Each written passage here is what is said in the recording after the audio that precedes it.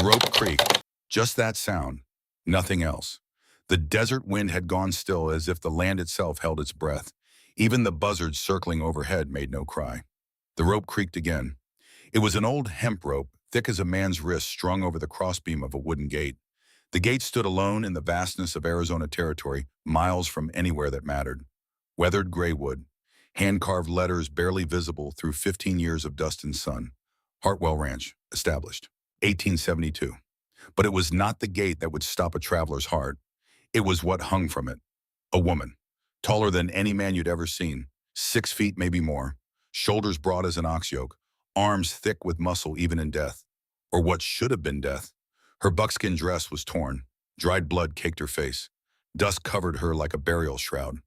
The rope had cut deep into her neck, a raw groove of purple and black.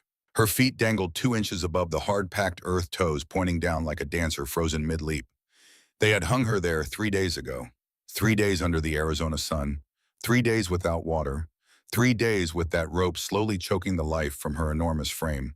But if you looked close, if you had the stomach to step near and truly look, you would see something impossible. Her chest moved, just barely, a flutter like a dying bird's wing, and her eyes. Those dark Apache eyes sunken deep in her swollen face. They were open, just a crack, and they were searching for one more breath, one more moment, one more chance at life. The sun hung low on the western horizon, painting the desert golden red. The mountains in the distance looked like the broken teeth of some ancient awe. A coyote called from somewhere far off. The rope creaked again, and then from the east came the sound of hoofbeats. 6 hours earlier, the town of Liberty gathered in front of the old courthouse. It was not much of a town, 400 souls give or take. A single dirt street lined with false front buildings that pretended to be grander than they were. A church with a crooked steeple. A saloon that never closed. A general store that sold everything from nails to laudanum. And at the center of it all, the courthouse, 2 stories of adobe and timber, where Judge William Crane held court over 3 counties like a king over his fiefdom. Today was auction day. 200 people stood in the morning heat, crowded together but silent. Women in bonnets and faded calico. Men in dust-worn clothes and sweat-stained hats. Children clinging to their mother's skirts.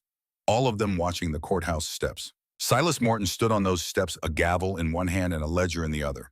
He was the town's auctioneer. A thin man with a thin mustache and a voice that carried like a rifle shot. "Next item," he called out. "Lot 17, the property known as Crow's Gate." A murmur rippled through the crowd, then silence fell again, heavier than before. 12 acres of land, Morton continued, reading from his ledger. 1 dwelling, timber construction, 1 barn, 1 well. Located 8 miles northwest of Liberty, accessible by the old Apache Trail. He paused, looked up at the crowd, not a single hand raised. "Starting bid," he said, and his voice dropped low, almost apologetic. 12 cents. 12 cents. For 12 acres of land, a house, a barn, a well. 12 cents would not buy a decent meal, would not buy a bottle of whiskey, would barely buy a newspaper. And yet, no one moved. The wealthy ranchers stood with their arms crossed. The traders and merchants stared at their boots. Even the young men, the ones always hungry for land and opportunity, kept their hands at their sides. Because they all knew. Crow's Gate was not land, it was a grave. Silas Morton cleared his throat. "Do I hear 12 cents? The silence stretched like wire pulled too tight. In the back of the crowd, barely noticed, stood a man who looked like he had been assembled from spare parts and hard years. His name was Tobias Flint, though most folks just called him Toby. 52 years old, but he looked older. Looked like the kind of man the world had chewed up and spit out more than once. He was tall but stooped. Lean, but not in a strong way, in a hungry way. His clothes were the color of old leather and dried blood patched so many times it was hard to say what they'd started as. His face was all angles and shadows, cheekbones, sharp enough to cut gray-brown beard, grown wild because he could not afford a barber and did not care enough to do it himself. But his eyes were the worst part. They were the eyes of a man who had stopped expecting anything good. Toby stood at the edge of the crowd with his horse, a tired roan mare that looked about as worn as he did. Behind the horse, tied with fraying rope, were 6 cattle. Scrawny longhorns, ribs showing barely worth the effort of driving them. Everything he owned in the world. In his pocket, he had 18 cents. 3 days ago, he'd had nothing. But he had mucked out stables for the livery owner, hauled firewood for the boarding house, and scraped manure from the streets for a farmer who needed fertilizer. 3 days of the hardest, dirtiest work a man could do. For 18 cents. He had spent 6 cents on a meal. Beans and hardtack, the first real food in a week. That left 12. Toby had heard about the auction from the bartender at the saloon where he'd been sleeping in the hayloft after the barkeep took pity on him. "Crow's Gate going up for sale," the man had said. "Ain't nobody gonna bid. Place is cursed." Cursed or not, Toby did not care. 12 cents for land, for a house, for a chance to stop drifting. He had spent 3 years drifting. 3 years since Kansas. 3 years since Sarah. Her face came to him now unbidden. Always did when he let his guard down. Sarah with her dark hair and quick laugh. Sarah heavy with child, there first her hand on her belly as she smiled at him across the dinner table. Sarah burning with fever in their bed, her skin hot as coals, her breath coming in gasps. Sarah cold and still by morning, the child dead inside her. He had ridden 20 miles through a thunderstorm to find a doctor. 20 miles in driving rain, his horse nearly going lame, lightning, splitting the sky like the wrath of God. When he got back, she was gone. Both of them. Sarah and the baby boy who would never draw breath. The farm had gone next. Toby could not work it, could not bear to look at the house they had built together, the fields they had planned to fill with children and crops and life. The bank took it for $800 in debt. And Toby had become a ghost, drifting from town to town, taking work where he could find it, spending his nights trying to drink away the guilt. Because it was his fault. He should have been there, should have noticed the fever sooner, should have ridden faster, should have saved her. Should have. The words circled his mind like vultures. Now standing in the Arizona heat with 12 cents in his pocket, Toby looked at the courthouse steps and thought, maybe this is it. Maybe this is the chance to stop running. 12 cents for a house, for land, for a reason to stay in one place, for a reason to be something other than a man waiting to die. Silas Morton raised his gavel. Going once at 12 cents, Toby's hand went up. It was not a dramatic gesture, just a slow, tired lifting of his arm, dust falling from his sleeve. But every head in that crowd turned. 200 pairs of eyes found him. And what he saw in those eyes was not envy, not anger, pity, pure unfiltered pity. A woman near the front, Mrs. Abernathy, the preacher's wife, put a hand to her mouth. Her eyes glistened with tears. 12 cents, Toby said. His voice came out rough as gravel, barely louder than the wind. Silas Morton stared at him for a long moment. Then he looked down at his ledger, looked back up. Do I hear anything higher? Silence. Morton's Adam's apple bobbed as he swallowed. Going once, going twice. The gavel came down. The sound echoed across the square like a gunshot. Sold, Morton said quietly, to Tobias Flint for 12 cents. The crowd began to disperse immediately, as if staying near him might bring contagion. Women gathered their children, men turned away shaking their heads. Toby walked forward through the parting crowd, his boots kicking up small clouds of dust. He climbed the courthouse steps. Silas Morton handed him a deed written in careful script on yellowed paper. Toby reached into his pocket and pulled out 12 pennies. They were warm from his body heat. He placed them one by one into Morton's palm. The auctioneer looked at the coins like they were blood money. Keys inside, he said. Talk to the clerk. Toby nodded and walked into the courthouse. It was cooler inside the thick adobe walls, keeping out the worst of the heat. His boots echoed on the wooden floor. A clerk sat behind a desk, a pinch-faced man with spectacles and ink-stained fingers. Flint, Toby said. The clerk did not look up, just opened a drawer, pulled out a single rusted key on a leather thong, and slid it across the desk. God have mercy on your soul, the clerk whispered. Toby took the key. It was heavy and cold despite the heat. As he turned to leave, he nearly collided with someone standing in the doorway. An old man bent with age, leaning on a gnarled walking stick. Old Pete, everyone in Liberty knew him. A former cavalry scout now pushing 80 who spent his days drinking rotgut whiskey and telling stories no one believed. Pete looked up at Toby with rheumy eyes. You know what happened to the last man who owned that place? Pete's voice was a rasp like wind through dead grass. I know, Toby said. Samuel Hartwell, good man, smart man, bought that land for $10 back in '72. Pete's gnarled fingers gripped Toby's arm. Found something out there, something that got him killed. I just need a place to live, Toby said, trying to pull away. But Pete held on. They hung him from his own gate, string him up like a side of beef, and left him for the buzzards. That was 15 years ago. Ain't nobody lived there since. Ain't nobody even gone near it until now. Toby finally pulled his arm free. I appreciate the warning. Pete shook his head slowly. You got the look of a man who don't care if he lives or dies. I seen that look before, on men who rode into battles they knew they couldn't win. Maybe I don't care, Toby said. Then you'll fit right in at Crow's Gate. Pete turned and shuffled away his walking stick, tapping on the floorboards. Toby stepped out into the sunlight. The square was nearly empty now, just a few stragglers. And at the far end of the street near the saloon, a man on horseback. Even from a distance, Toby could tell this was not an ordinary cowhand. The man sat tall in the saddle, shoulders back, one hand resting on his thigh near the butt of a pistol. He wore a wide-brimmed hat with a silver band that caught the sunlight. A long duster coat, dark as a thundercloud, and beneath the shadow of that hat brim, a face that could have been carved from stone. Their eyes met across the distance. The man did not move, did not speak, just watched. A chill ran down Toby's spine despite the heat. Then the rider turned his horse and disappeared into the alley beside the saloon.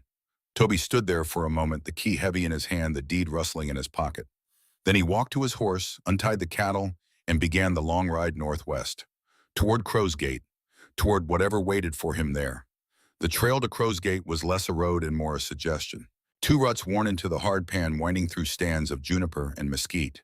The land rose and fell in gentle swells, like the petrified waves of an ancient sea. To the north, the Mogollon Rim rose purple against the sky. To the south, nothing but empty miles stretching toward Mexico.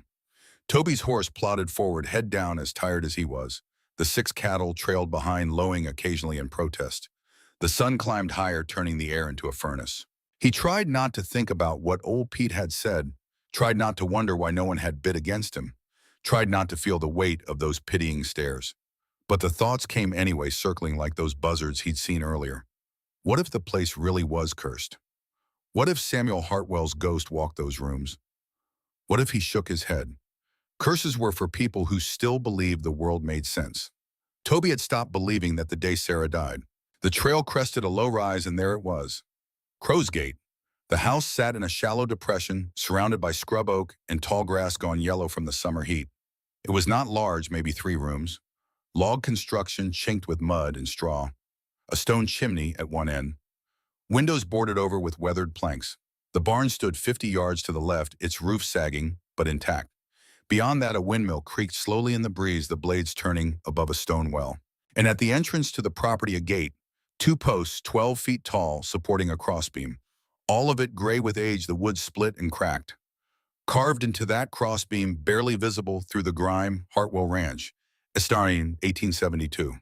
Toby pulled his horse to a stop. Something was wrong. He felt it before he saw it. A wrongness in the air, a heaviness that pressed down on his chest. Then he saw the rope. It hung from the crossbeam, swaying slightly in the wind. And at the end of that rope, a body. Toby's breath caught in his throat. He kicked his horse forward, the cattle forgotten, his heart suddenly pounding. As he got closer, details emerged from the heat shimmer. A woman, but not like any woman he had ever seen. She was massive, taller than Toby by half a foot, even accounting for the rope. Shoulders broad as a logger's, arms thick with muscle beneath torn buckskin. Her legs were long, powerful, the kind of legs that could run down a deer or kick in a door. Her face was swollen, barely recognizable as human. Dried blood crusted her nose and mouth. Her long black hair hung in tangled ropes mixed with dust and what might have been vomit. The rope had cut deep into her neck, so deep Toby could see the raw meat of the wound. She had been there for days. The sun had baked her skin to the color of old leather. Flies crawled across her face. Toby had seen death before, had seen it up close in all its ugliness. This was death. But then her chest moved, just the slightest flutter, so small, he thought he'd imagined it. He stared, barely breathing himself. There, again. Her ribcage expanded maybe half an inch, then fell. Jesus Christ, Toby whispered. He was off his horse before he knew he was moving. He scrambled up onto the gate's crossbar, the old wood groaning under his weight. His knife was in his hand, a folding blade dull from use, but still sharp enough. The rope was thick. He sawed at it frantically, fibers popping and splitting. "Hold on," he said, though he did not know if she could hear him. "Just hold on." The last strand gave way. The woman's body dropped like a felled tree. Toby jumped down, but he was not fast enough. She hit the ground hard, her weight driving the air from her lungs in a sound like a bellows collapsing. He landed beside her knees, hitting the dirt. His hands went to her neck, trying to ease the rope's bite, but it had pulled so tight it was embedded in her flesh. He worked the rope loose, his fingers slipping in blood and fluid. Finally it came free and he tossed it aside like a snake. Her neck was a ruin. The skin was torn, oozing clear fluid mixed with blood. He could see the muscles beneath, could see the dark bruise spreading up toward her jaw and down to her collarbone. No one could survive this, but her chest was still moving. Toby tore off his shirt and ripped it into strips. He had no water, no medicine, nothing but sun-baked cotton and shaking hands. He pressed the cloth against the worst of the wounds, trying to staunch the bleeding. "Come on," he said. "Come on, damn it." Her eyes opened, not all the way, just slits the whites shot through with burst blood vessels, the irises so dark they were almost black. She looked at him, through him, past him. Then her lips moved. No sound came out, just a croak like something broken trying to work. Toby leaned closer. "Don't try to talk. You're hurt bad." She tried anyway. Her throat worked, her tongue moving behind cracked lips. A single word in a language he did not know. Then her eyes rolled back and she went still. For a horrible moment, Toby thought she was gone. But no, that faint rise and fall of her chest continued. Barely there. But there. He looked around wildly. The house was the only shelter. He could not leave her in the sun, could not let her die here in the dirt like an animal. She had to weigh close to 200 pounds. All of it muscle and bone and dead weight. Toby was strong despite his lean frame. Years of farm work, then years of hard labor, had put iron in his arms. But this, he got his hands under her shoulders and pulled. She moved maybe 6 inches. He pulled again, his boots digging into the ground, his back screaming in protest. Another 6 inches. It took him 20 minutes to drag her from the gate to the house. 20 minutes of pulling and resting, his muscles burning, sweat pouring down his face. By the time he reached the door, his hands were shaking so badly he could barely get the key into the lock. The door swung open. Inside was darkness and dust. But also, Toby stopped. The place should have been abandoned, filled with cobwebs and animal droppings in the decay of 15 years. But it was not. Someone had been here. Recently. The floor was swept clean. The furniture, a table, 2 chairs, a narrow bed, was arranged neatly. Ashes sat cold in the fireplace, but they were fresh ashes, not the ancient dust of years. On the table, a tin cup, half full of water. Toby stared at it for a long moment. Then he shook his head. Questions could wait. He dragged the woman inside and lifted her, nearly throwing out his back in the process onto the bed. It creaked under her weight, but held. He found a blanket folded at the foot of the bed and spread it over her, found a wooden bucket near the door and went out to the well.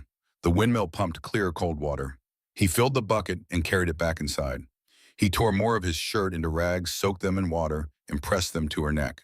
The wounds needed stitching, needed real medicine, but he had neither needle nor thread nor knowledge of how to use them. All he could do was clean the wounds and hope. He dripped water onto her cracked lips. Most of it ran down her chin, but some made it into her mouth. Her throat convulsed weakly as she swallowed. "That's it," he said softly. "Come on, fight."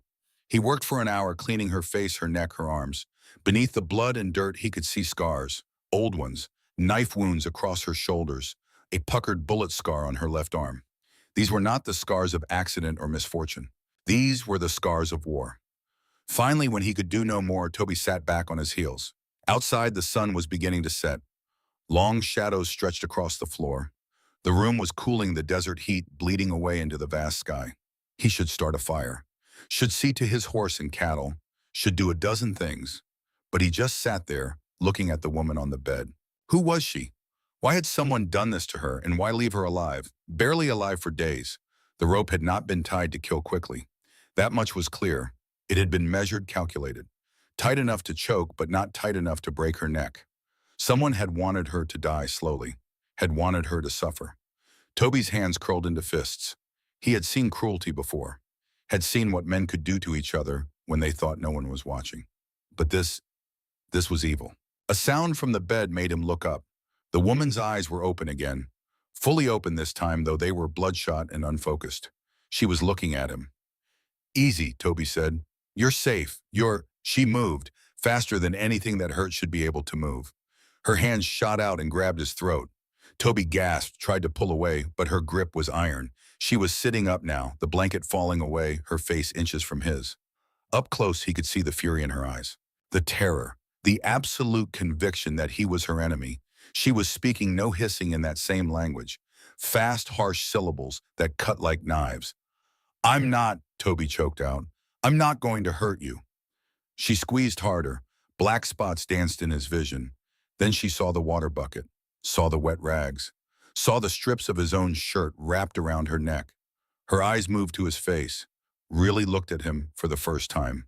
White man, old, unarmed, hands empty except for the cloth he'd been using to clean her wounds. Not her enemy. Her grip loosened. Toby sucked in air, coughing. She let go and fell back onto the bed, the effort of sitting up too much. Her chest heaved with pain. They stared at each other in the gathering darkness. Finally she spoke, this time in English. Broken, heavily accented, but understandable. Why toi? One word, but it carried the weight of 1,000 questions. Toby rubbed his throat. Because leaving you to die like that is a sin. She studied him for a long time. Then, who? You, Tobias Flint. Toby, I just bought this place. I was riding in and He gestured helplessly at the gate outside. I found you.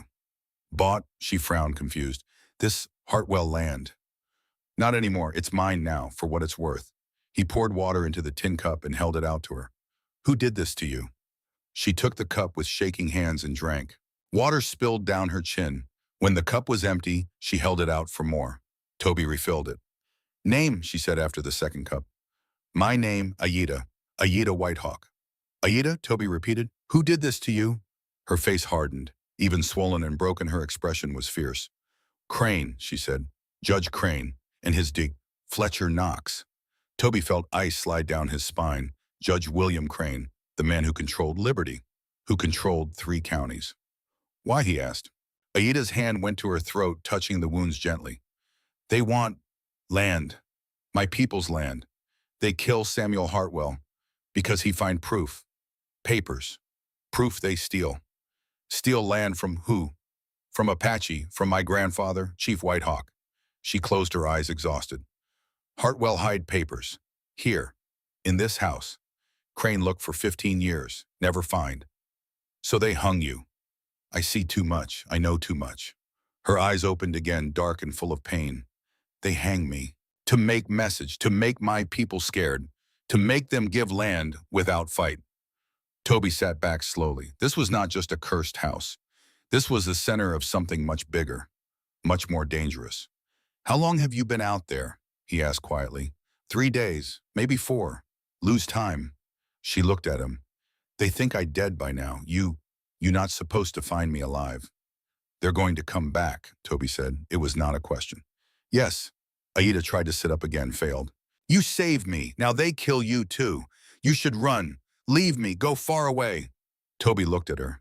At this enormous woman, this warrior, this stranger who had been tortured and left to die as a message to her people. He thought of Sarah, of the child who never breathed, of the 3 years he had spent drifting, waiting to die, too much of a coward to do it himself. He had 12 cents left to his name, a burned-out soul, and nothing to lose. No, he said. Aida frowned. No, I'm not running. I paid for this place. It's mine. And anyone who thinks they can come here and... He stopped, surprised by the anger in his own voice. No, I'm not running. For the first time since he'd found her, something like hope flickered in Aida's eyes. You brave, she said softly, or you stupid? Probably both, Toby said. He stood and walked to the window, pried one of the boards loose so he could see out. The sun had set. Darkness was falling fast. His horse and cattle were still outside, untended, and in the distance, just visible at the edge of the tree line, a silhouette on horseback. The rider from town, the man in the dark duster with the silver hat band, watching. Toby's hand went to his hip, to the old Colt revolver he kept there. 6 shots, barely maintained. He was not a gunfighter, had never been in a real fight in his life. But he had been a farmer, had killed coyotes and wolves that threatened his livestock, had shot deer for meat. He knew how to aim, how to squeeze a trigger. They come tonight, he asked without turning around. Behind him, Aida's voice was barely a whisper. Yes. Toby watched the rider for another moment. Then the man turned his horse and vanished into the shadows. Then we'd better get ready, Toby said. He pulled the board back into place, plunging the room into near total darkness. In that darkness, he heard Aida shift on the bed, heard her labored breathing. Why you do this? She asked. You not know me. You not know my people. Why you risk your life? Toby stood silent for a long moment. Then he said very quietly, because for 3 years I've been a dead man walking. And maybe this is the first time in 3 years I've felt alive. He walked to the fireplace, found kindling and logs clearly left by whoever had been using this place, found matches in a tin on the mantel. Soon a fire crackled to life, pushing back the darkness. In the flickering light, Toby could see Aida watching him. Her face was still swollen, still covered in bruises, but her eyes were clear. Sarah, Toby said suddenly. My wife's name was Sarah. She died 3 years ago, her and our baby. I wasn't there. I was supposed to protect them, and I failed. Aida said nothing, just listened. I've been running ever since. From the memory, from the guilt, from everything. He stared into the fire. But I'm tired of running, and I'll be damned if I let them do to you what I let happen to Sarah. The fire popped. Sparks rose up the chimney. You good man Tobias Flint, Aida said finally. I'm a fool, Toby replied. Maybe both, she said, echoing his earlier words. And despite everything, despite the pain, the fear, the certain knowledge that violence was coming, Aida almost smiled. Toby turned away from the fire and began to check his gun. Outside, the Arizona night settled over Crow's Gate like a shroud. And somewhere in that darkness, Fletcher Knox was coming. Dawn came cold to the Arizona desert. Toby woke with his back against the wall, his Colt still in his hand, his neck stiff from sleeping upright. The fire had died to embers. Gray light filtered through the cracks in the boarded windows. They had made it through the night. He looked toward the bed. Aida was awake, her dark eyes watching him. She had not moved from where he'd left her, but her breathing was stronger. The color had returned to her face, though the bruising around her neck looked worse in the daylight, purple and black spreading down to her collarbone.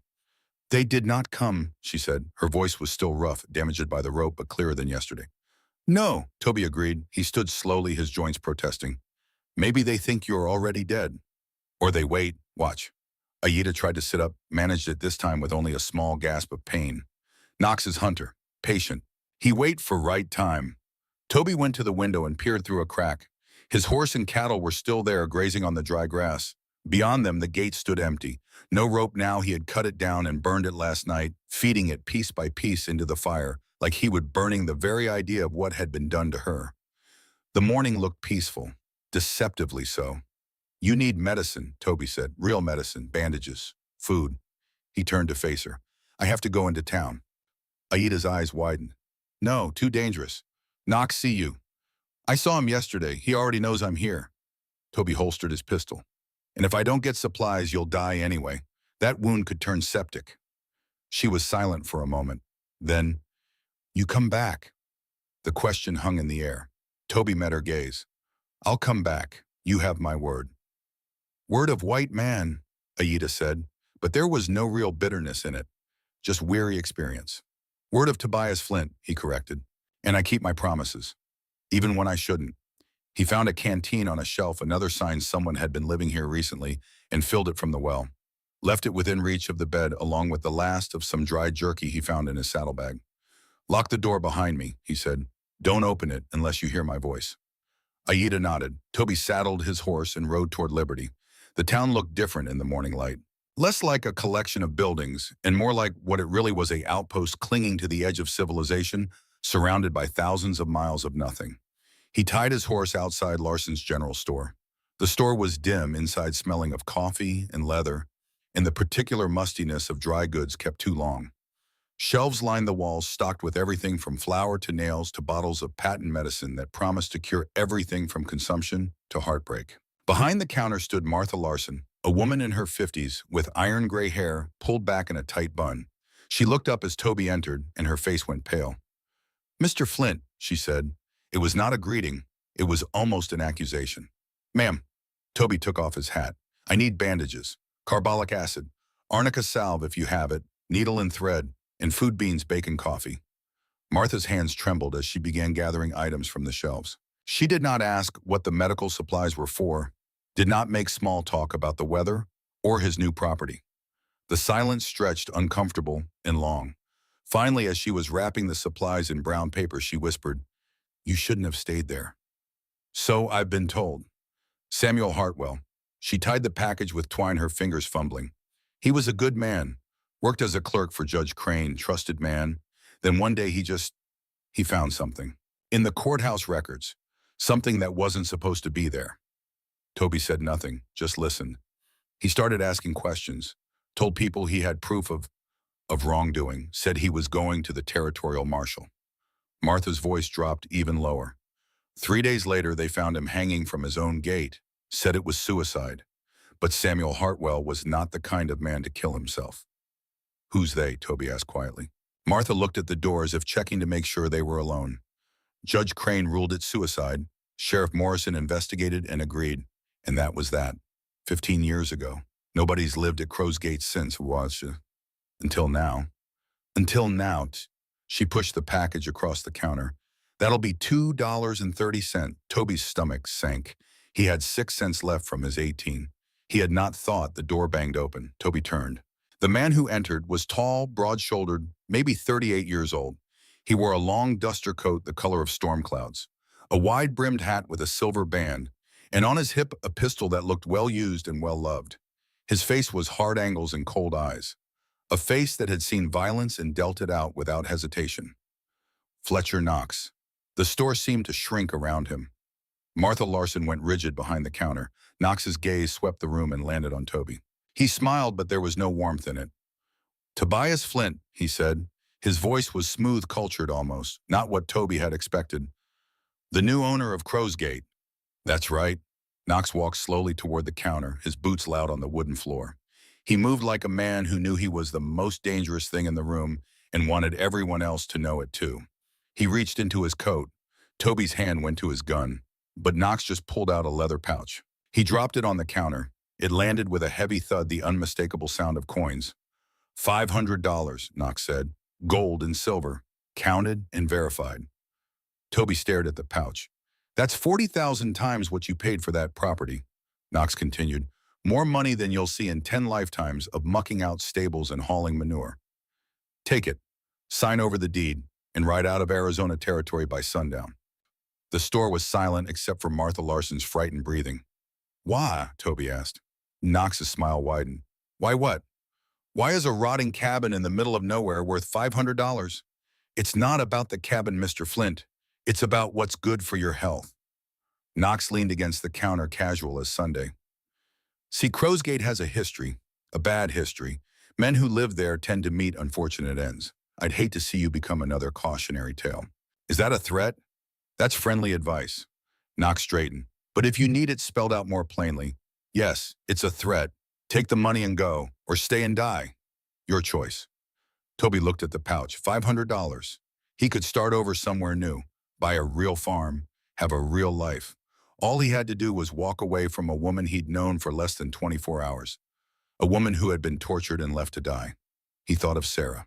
Of standing by her grave while the preacher said words that meant nothing. Of the guilt that had eaten him alive for 3 years. No, Toby said. Knox's smile vanished. No. I bought that land. It's mine. I'm not selling. You're making a mistake. Probably. Toby picked up his package of supplies. But it's my mistake to make. Knox's hand moved toward his gun. Martha Larson gasped. But Knox didn't draw. Instead, he said very quietly, You're a braver man than I thought. Or a stupider one. We'll see which soon enough. He picked up the pouch and walked to the door, paused with his hand on the frame. One more thing, Mr. Flint. That Apache girl you found. She's wanted for murder. Killed 2 men in cold blood 6 months ago. There's a legal warrant for her arrest. When I come for her, and I will come, I'll be acting as a lawful deputy of Judge Crane's court. Murder, Toby repeated. That's right. Shot 2 prospectors dead. Stole their horses. Knox looked back over his shoulder. So when you're thinking about playing hero, remember you're harboring a fugitive. That makes you a criminal too. He left the door swinging shut behind him. Martha Larson sagged against the counter. Oh, Lord, Mr. Flint, what have you done? Toby looked at the supplies, at Martha's frightened face, at the door where Knox had disappeared. How much do I owe you? He asked. $2. Martha stopped, looked at him. Then she pushed the package toward him. Take it. Just take it and go. I can't. Please. Tears welled in her eyes. Samuel Hartwell was my cousin. I couldn't help him. I was too scared. Everyone was too scared. And they killed him for it. She grabbed Toby's hand. Maybe you can't win. Maybe this is just throwing your life away. But at least someone is finally standing up to them. So take the supplies, and God go with you. Toby took the package. As he walked to the door, Martha called out, Mr. Flint? The girl, Ayita, she didn't murder those men. He turned. She killed them, yes, but they were burning her village, setting fire to the lodges with people still inside. She was defending her home. Martha wiped her eyes. Judge Crane called it murder. But the rest of us, we know what it really was. Toby nodded once and left. Outside, the sun was climbing. The day was already hot. Liberty's main street was busier now, people going about their morning routines. But Toby noticed how they avoided looking at him, how they crossed the street to stay away from where his horse was tied, like he was already dead. He was untying the reins when a voice spoke behind him. Son. Toby turned to find old Pete standing there leaning on his walking stick. You talked to Knox, Pete said. It wasn't a question. How'd you know? Saw him go into Larson's. Saw him come out looking like thunder. Pete squinted up at Toby. He offered you money. 500. Pete whistled low. And you turned him down. You really are touched in the head. So everyone keeps telling me. Walk with me, Pete said. I got something to show you. They walked to the edge of town to a small saloon that looked like it hadn't been painted since the war. Pete led Toby inside just one room with a bar, a few tables, and the sour smell of old beer. The place was empty except for the barkeep who nodded at Pete and disappeared into a back room. Pete sat down at a corner table and gestured for Toby to join him. Samuel Hartwell, Pete began without preamble. He wasn't just some clerk. He was sharp, smart as a whip, could read and write better than most lawyers, and he had a gift for numbers, could spot errors in ledgers that other men would miss. Martha said he found something in the courthouse records. He found a whole mess of somethings. Pete pulled a flask from his coat and took a swig. Land deeds, sales contracts, all legal looking, all properly signed and notarized. But Samuel noticed they were selling the same parcels of land over and over, to different buyers for different prices. Toby frowned. That's not possible. It is if the deeds are forgeries. Pete leaned forward. Crane and the territorial governor, man named Marcus Webb, they had a scheme going. They'd sell a piece of Apache land to some Eastern investor who'd never seen it, get their money, then turn around and sell the same land to someone else. And again, and again. How much money? Samuel figured it close to $80,000, maybe more. Pete's eyes were sharp despite his age. But here's the thing. The land wasn't theirs to sell. It belonged to the Apache. There was a treaty back in '69 that guaranteed them that territory. But Crane and Webb forged a new treaty, made it look like the Apache had signed over everything. That's why they want Ayita dead, Toby said slowly. She's Whitehawk's granddaughter. She'd know the treaty was fake. Probably. Pete took another drink. Samuel figured it all out, copied the real documents, made his own records. Then he told Crane he was going to the U.S. Marshal in Santa Fe. And they killed him, hung him at Crow's Gate and made it look like suicide. Pete's hands shook slightly as he put away his flask. But here's what matters to you. Samuel hid those documents before he died, somewhere on that property. Crane's been looking for 15 years and never found them. Toby sat back. And you think they're still there? I know they are, because 3 days before he died, Samuel came to me. We'd served together in the cavalry back in the day. He trusted me. He said, Pete, if anything happens to me, tell them to look for the heart of the house. That's where the truth lives. The heart of the house, Toby repeated. Those were his exact words. Pete stood, joints creaking. I never told anyone. Was too scared. Crane had eyes and ears everywhere. But you're already in it up to your neck. Might as well know what you're really fighting for. Toby stood too. Did Hartwell have family? Anyone who'd want to know the truth? He had a sister, moved back east after he died. Couldn't stand to stay here. Pete walked toward the door, then stopped. One more thing. Crane's got the law on his side. Sheriff Morris and the deputies, half the territorial government. You go up against him, you're not just fighting one man, you're fighting the whole damn system. I know. Pete's eyes were sad, because knowing and understanding are different things. This isn't like a fight you can win with guns and grit. This is power, money, politics, the kind of forces that grind up good men and spit out the bones. Then why tell me about the documents? Pete smiled, and for a moment Toby could see the young cavalry scout he must have been once. Because I'm 80 years old and tired of being scared. And because maybe, just maybe, you're crazy enough to actually do something with what I'm telling you. They shook hands. Pete's grip was still strong. The heart of the house, Pete said one more time. Don't know if that's a riddle or just the ramblings of a dying man, but it's all I got to give you. Toby rode back to Crow's Gate slowly, his mind churning. The heart of the house. The heart of the house. What did that mean? The fireplace. The center beam. Some hiding place Hartwell had built into the structure. By the time he reached the property, the sun was past its zenith. He scanned the tree line carefully, looking for watchers. Saw nothing but empty desert and scrub oak. He dismounted and knocked on the door. Aida, it's Toby. The sound of something heavy being moved. Then the door opened. Aida stood there, one hand braced against the frame. She had managed to stand, though she swayed slightly. She'd found water and cleaned herself better. Her long black hair was wet, pulled back from her face. The bruising on her neck looked angry and raw in the daylight. You came back, she said. Told you I would. He brought the supplies inside and set to work properly cleaning and bandaging her wounds. She sat silent and still as he worked, though he knew it must hurt terribly. Knox came to the store, Toby said as he threaded a needle. Made me an offer. Money. $500. Aida's eyes widened slightly. Much money. Enough to start over somewhere new. He began stitching the worst of the rope wounds, trying to keep his hands steady. He said you're wanted for murder, that you killed 2 prospectors. Aida's jaw tightened. I killed them, yes, but they not prospectors. What were they? Raiders. They come to my village, 60 lodges, women, children, old ones. The warriors were gone hunting in mountains. Raiders say we have 1 hour to leave, to abandon our homes, our food, everything. Her hands clenched into fists. My grandmother, she very old, cannot walk far. She say she stay. Many others say they stay too. Then raiders, her voice broke. They set fire. They set fire to lodges with people inside. Toby stopped stitching. Jesus. I had bow. I killed 2. Try to kill more, but they catch me. Aida touched her neck gently. They bring me to Knox. He work for Crane. He say I murder white men. Say I hang for it. But first they use me, try to make grandfather sign paper. Give up land. Whitehawk wouldn't sign. No, he say let me die with honor rather than live with shame. Pride flickered in her eyes. So they hang me, leave me as message. Tell him this is what happened when Apache refuse. Toby finished the stitching and tied off the thread. He bandaged her neck, carefully layering clean cloth over the wounds. The man who owned this place before me, he said, Samuel Hartwell. He found proof that Crane and the governor were selling your people's land illegally. He was going to expose them. And they kill him. Yes, but before he died, he hid the documents somewhere on this property. Toby looked around the cabin. He told a friend to look for the heart of the house. Any idea what that might mean?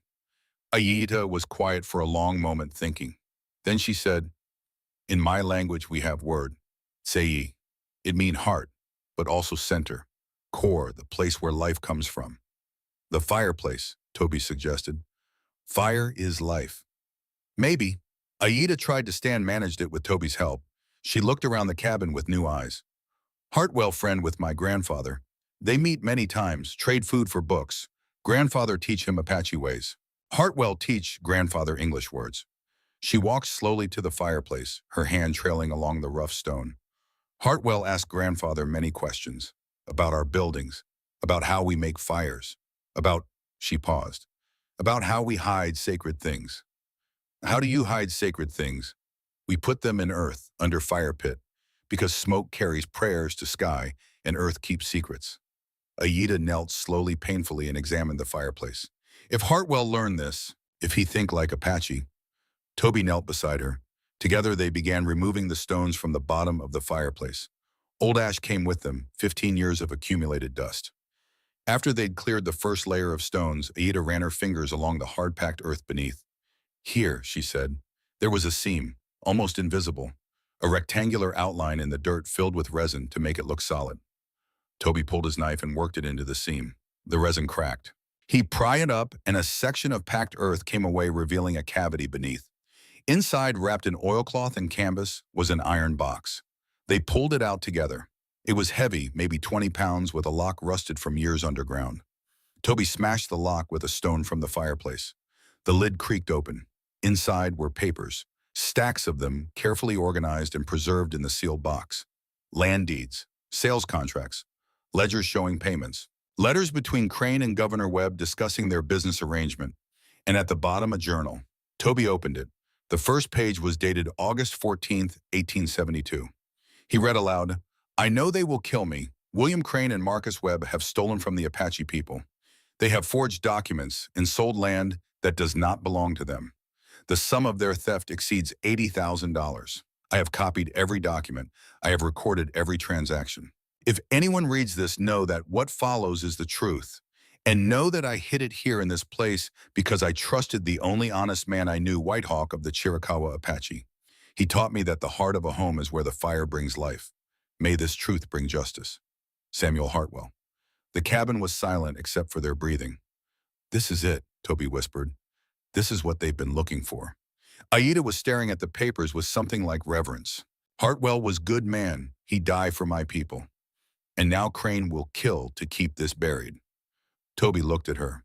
"We need to get this to the U.S. Marshal in Santa Fe. It's the only way to—" The sound of hoofbeats cut him off. Many hoofbeats. They both froze. Toby went to the window and peered through a crack. Riders, a dozen of them, maybe more, coming fast across the desert, kicking up a plume of dust. And at the front, on a black horse, Fletcher Knox. "They come," Aida said quietly. Toby checked his revolver. 6 bullets against 12 men. "Can you fight?" he asked. Aida smiled, and despite her injuries, it was a warrior's smile. "I am White Hawk. I always fight." She moved to the corner where Toby had left his rifle, an old Winchester he'd bought years ago. She checked the action, nodded approval. Outside, the riders pulled to a stop just beyond the gate. Knox dismounted slowly, deliberately. He cupped his hands around his mouth. "Tobias Flint, come out and talk like a man." Toby looked at Aida, at the iron box full of evidence, at the cabin that had cost him 12 cents and was about to cost him everything. He thought of Sarah, of 3 years of running, of the guilt that had eaten him hollow. And he thought, maybe this is why I bought this place. Maybe this is what I've been looking for all along. A reason to stand. He opened the door and stepped out onto the porch, rifle in hand. Knox stood 50 yards away, his men fanned out behind him. In the setting sun, their shadows stretched long across the desert. "That cabin's not yours anymore, Flint," Knox called. "You're harboring a fugitive, interfering with lawful business, and now you're going to pay for it." "Come and take it," Toby said. Knox smiled. "With pleasure." He raised his hand, and the first shots rang out across Crow's Gate. The bullet took a chunk out of the doorframe an inch from Toby's head.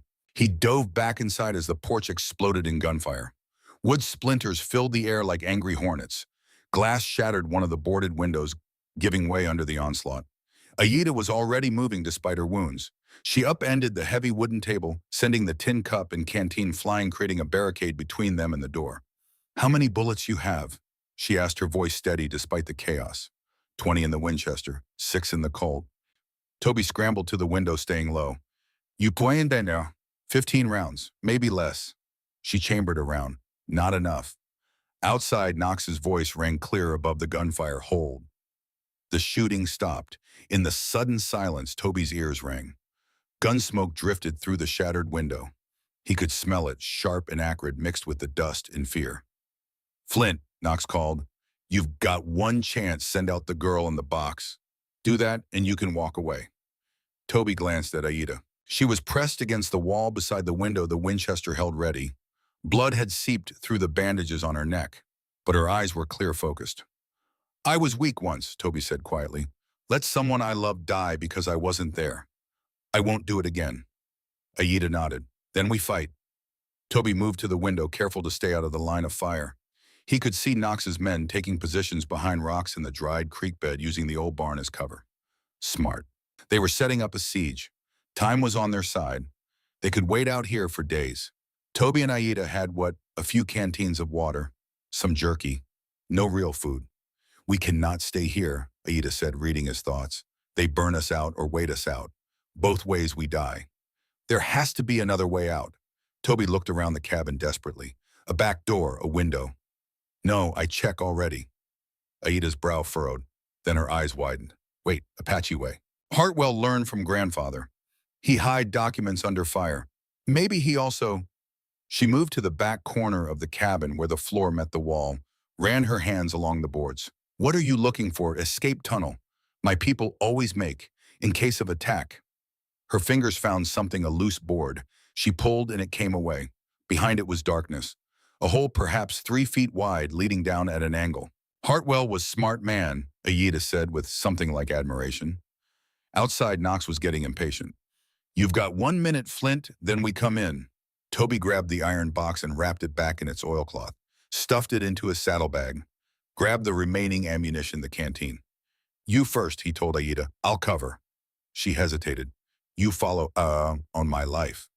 She studied his face for a moment, nodded and lowered herself into the tunnel.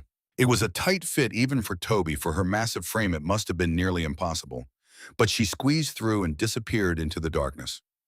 Toby positioned himself at the window. Waited. Knox's voice. Time's up. Toby fired 3 quick shots at the barn, forcing the men there to duck. Then he was at the tunnel, throwing himself into the darkness. The opening was barely wide enough. His shoulders scraped against packed earth. He pulled the loose board back into place behind him as best he could. Total darkness. The tunnel smelled of earth and age. It sloped downward, then leveled out. Toby crawled forward, his hands finding Aida's boots just ahead. Behind them, muffled by dirt and distance, came the sound of men kicking in the cabin door. Shouts. Cursing. The crash of furniture being overturned. Toby kept crawling. The tunnel seemed to go on forever. His lungs burned. His shoulders ached. In the absolute darkness, he lost all sense of direction of time. Then Aida stopped. Light, she whispered. Ahead. Toby could see it now, a faint glow maybe 20 feet forward. The tunnel was angling upward. They crawled faster. The opening was concealed behind a deadfall of old timber and brush, maybe 100 yards from the cabin, just enough to be out of immediate sight. Aida pushed through first. Toby followed, gasping, as he emerged into the fading daylight. They were behind the old barn, screened from the cabin by its sagging bulk. Toby could hear Knox's men still searching the house, shouting to each other. They find tunnel soon, Aida said. Then we need to move, now. Toby looked around. His horse and cattle were too close to the cabin, he'd never reach them. But there in the barn, he risked a look inside. 2 horses. They must have belonged to whoever had been using the cabin before, both saddled as if ready for a quick escape. Hartwell, think of everything, Aida murmured. They mounted up quickly. The horses were skittish, probably half wild from lack of handling. But they responded to rein and heel. A shout from the cabin. The tunnel, there in the tunnel! No more time! Toby kicked his horse into a gallop. Aida followed somehow, staying in the saddle despite her injuries. They burst from behind the barn at a dead run, heading west toward a line of juniper trees. Behind them, gunfire erupted. Bullets whined past. One of Knox's men managed to mount and give chase. But Toby and Aida had surprise and momentum. They hit the tree line at full speed, branches whipping at their faces. More shots, but the trees provided cover. The sounds of pursuit faded as they rode deeper into the wilderness. They rode for an hour, maybe more, pushing the horses hard, followed a dry stream bed that would leave no tracks, climbed into rougher country where the juniper gave way to pine and the air grew cooler.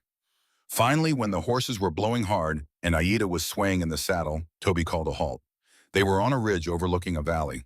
Behind them, miles of broken country, no sign of pursuit. Aida dismounted and immediately sat down hard, her strength finally giving out. Fresh blood darkened her bandages. Toby went to her, helped her drink from the canteen. How bad, he asked. Bad enough. She managed a weak smile. But I live. You saved me twice now, Tobias Flint. We saved each other. He looked back the way they'd come. Knox won't give up. He knows we have the documents now. Then we must move again. Soon. Aida closed her eyes, gathering strength. My people. My grandfather. We go to Black Mesa. 3 days ride north. White Hawk will help. They think you're dead. Then I come back from dead. She opened her eyes. Ghost is very powerful thing. Make men afraid. Toby sat beside her.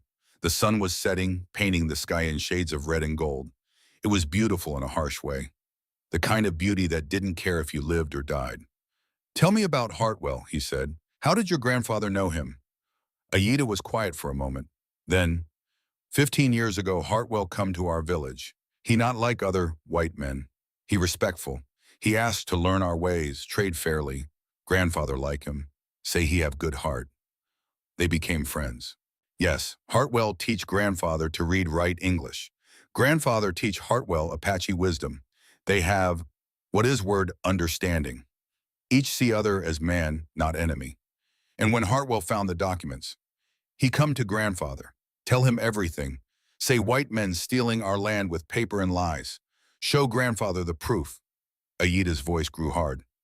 Grandfather want to fight, want to take warriors burn courthouse, but Hartwell say no. Say we must use white man's law against them. Go to higher authority. Get justice through truth, not blood. But he didn't make it to the marshal. No, Crane find out. Send men to Hartwell's ranch, hang him at his own gate. Aida touched her neck, the parallel clear. Same rope maybe, same warning. Same evil, Toby said. They sat in silence as the stars began to emerge. The desert night was cooling fast, the temperature dropping 20 degrees in as many minutes. Toby built a small fire in a depression that would hide the light. Not much warmth, but enough. They ate the last of the jerky and drank sparingly from the canteen. You have wife? Aida asked suddenly. Children? Toby stared into the fire. Had a wife, Sarah. She died 3 years ago, her and our unborn son. I'm sorry. I wasn't there when she needed me most. I was out trying to find help, and by the time I got back, he stopped. This was the first time he'd spoken about it to anyone. I should have been there. Death comes when death comes, Aida said quietly. You cannot stop it by wishing, by guilt. My mother die in childbirth. My father die in white man's raid. I not there for either, but I know I am not to blame. Death choose its own time. Knox said you killed 2 men. I did. They burned my village, kill women, children, old ones who cannot run. Her eyes reflected the firelight hard as flint. I kill them, and if I have the chance, I kill more. This is justice. Toby nodded slowly. There was a simplicity to her worldview he envied. Right and wrong, no gray area, no guilt for doing what needed doing. Your grandfather, he said, will he help us even though I'm white? Aida almost smiled. You save his granddaughter. You fight against Crane and Knox. You risk your life for truth. She looked at him. Color of skin not matter. What matter is heart. And your heart is good, Tobias Flint. Grandfather will see this. I hope you're right. They took turns keeping watch through the night. When it was Toby's turn, he sat with his back against a boulder, the Winchester across his knees, and thought about the path that had led him here. 12 cents. That's what it had cost to change everything. 12 cents for a cursed cabin, for a woman hung from a gate, for documents that could bring down a corrupt judge and governor. 12 cents for a purpose. He must have dozed because he came awake suddenly to find Aida shaking his shoulder. Riders, she whispered, coming fast. Toby was on his feet instantly, the rifle ready. Dawn was just breaking. In the growing light, he could see them, 3 riders maybe half a mile back following their trail. Knox's men. They'd tracked them after all. We ride, Aida said, but her horse was limping. Must have pulled something in yesterday's hard run. It won't make it, Toby said. Then I stay. Fight. You take box ride to Black Mesa. No. Toby's voice was flat. We both go, or neither goes. Aida looked at him, then at the approaching riders, then at the rocky terrain around them. Apache way, she said suddenly. We not run, we ambush. She pointed to a narrow defile between 2 rock formations.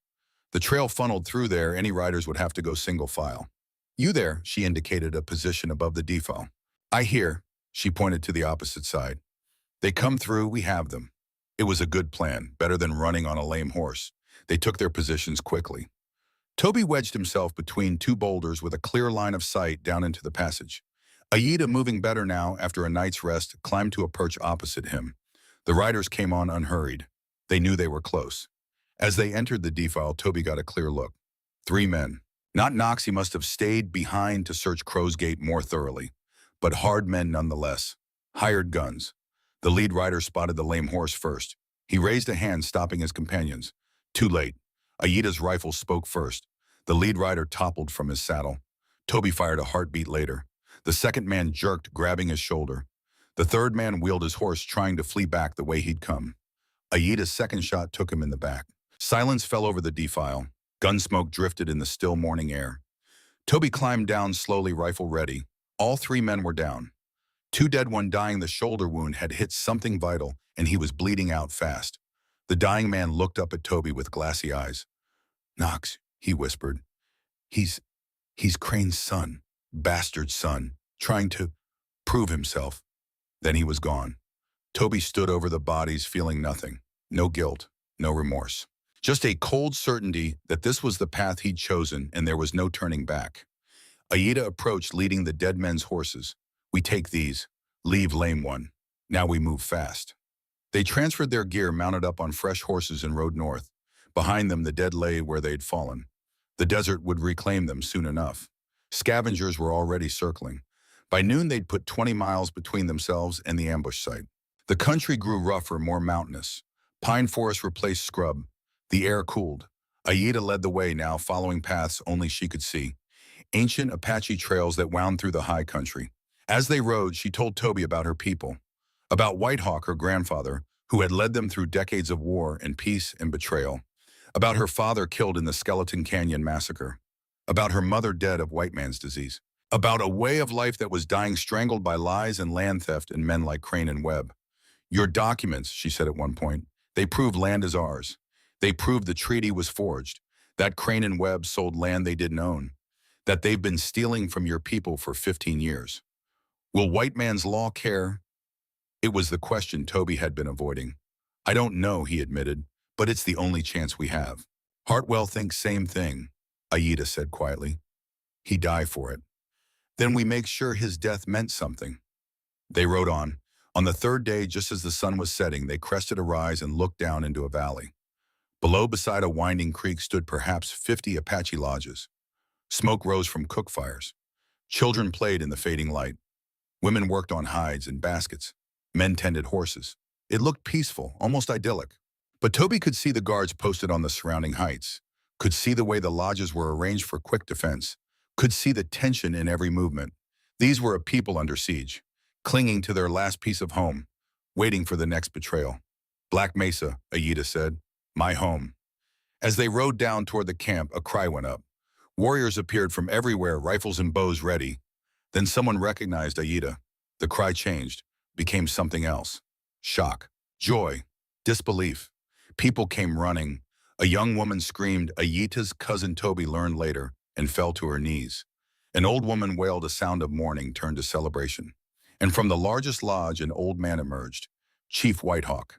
He was perhaps 70, but he carried himself like a warrior still. Tall though age had stooped him slightly, his hair was silver, falling past his shoulders. His face was a roadmap of scars from battle, from hardship, from a life lived at the edge of survival. He stopped 10 feet from Aida's horse and stared up at her. Aida dismounted slowly, stood before her grandfather, and the old chief, who by all accounts had not shed a tear in 30 years, wept. He pulled Aida into his arms. She towered over him by nearly a foot, but in that moment she was just a child come home from the dead. The whole tribe gathered around, touching Aida, assuring themselves she was real, crying, laughing, praying to spirits that had brought her back. Finally, Whitehawk released her and looked at Toby. The joy left his face. His eyes were hard as obsidian. Who is this? He asked in English. His name is Tobias Flint, Aida said. He saved my life, cut rope from my neck, fight Knox and his men. He bring proof of Crane's lies. Whitehawk studied Toby for a long moment. Then, come, we talk. Whitehawk's lodge was larger than the others, but no more ornate. Buffalo hides stretched over wooden poles, smoke hole at the top. Inside, the air was thick with the scent of sage and tobacco. Toby sat cross-legged on a woven mat, the iron box between him and the old chief. Aida sat beside her grandfather, translating when needed, though Whitehawk's English was better than he'd let on. Around them in the shadows sat 5 other men, the tribal council. Warriors who had fought in a dozen battles, survived 100 betrayals. Their faces were carved from stone, their eyes measuring Toby and finding him wanting. Open it, Whitehawk said, gesturing to the box. Toby lifted the lid, spread out the documents one by one. Land deeds, sales contracts, ledgers showing payments. The letters between Crane and Governor Marcus Webb discussing their scheme in cold, businesslike language. And finally, Samuel Hartwell's journal. Whitehawk picked it up with hands that trembled slightly. Not from age, from emotion. Samuel, he whispered. Old friend. He opened the journal, read the first page slowly, his lips moving. Then he closed it and set it down gently as if it were sacred. 15 years, Whitehawk said. 15 years, I think Samuel run away. Think he abandoned us, leave us to Crane's mercy. He looked up at Toby, but he not run. He hide truth, and he die protecting it. He was your friend, Toby said. More than friend, brother. Whitehawk's voice was rough.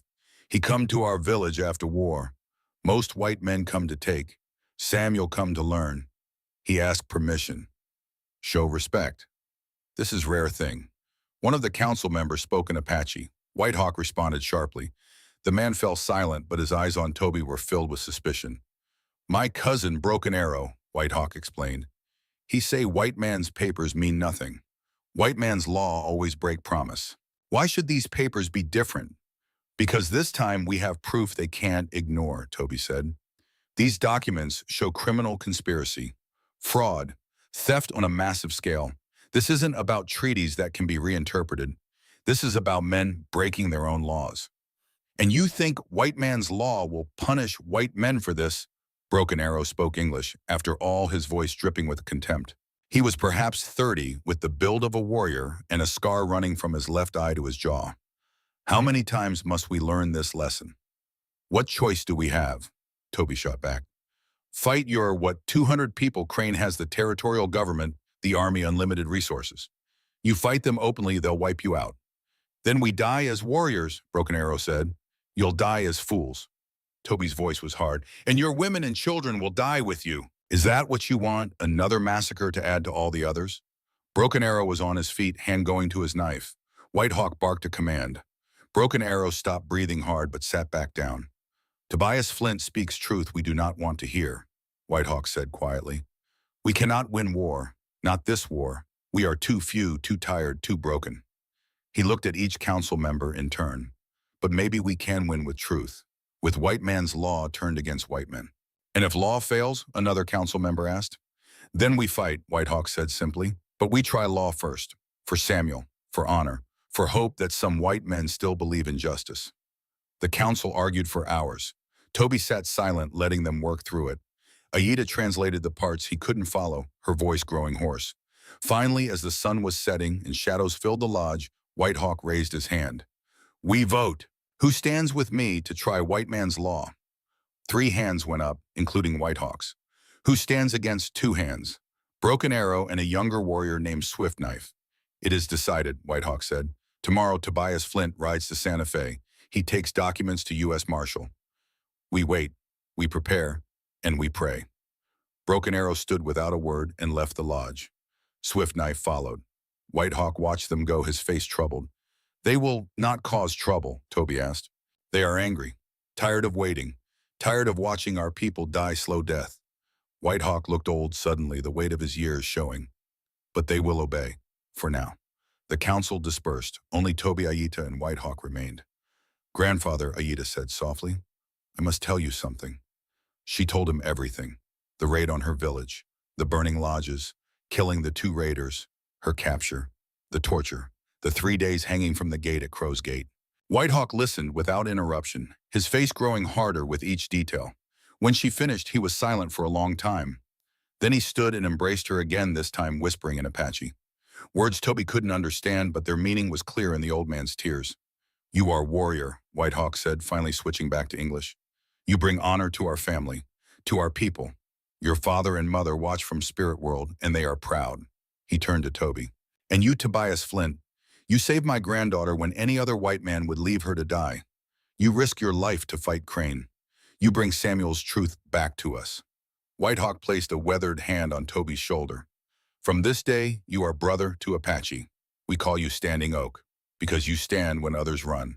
You are strong when wind tries to break you. Toby felt something crack inside his chest. Some wall he'd built after Sarah died. Some barrier between himself and the world. I don't deserve that name, he said quietly. We do not give names for what men deserve, White Hawk replied. We give names for what men become.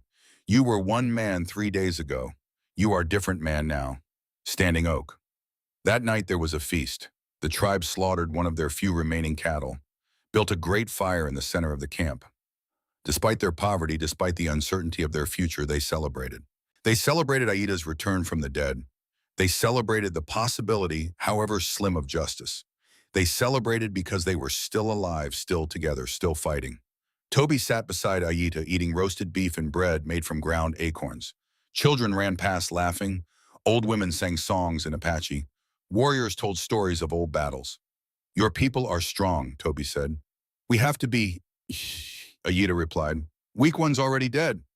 An old woman approached and placed something around Toby's neck, a leather cord with a small pouch attached. Medicine bag, Aida explained. Grandmother Red Cloud make it for you. Inside is sage tobacco turquoise for protection. Thank her for me. Aida spoke to the old woman in Apache. Red Cloud smiled, showing gaps where teeth had been, and touched Toby's face with surprising gentleness.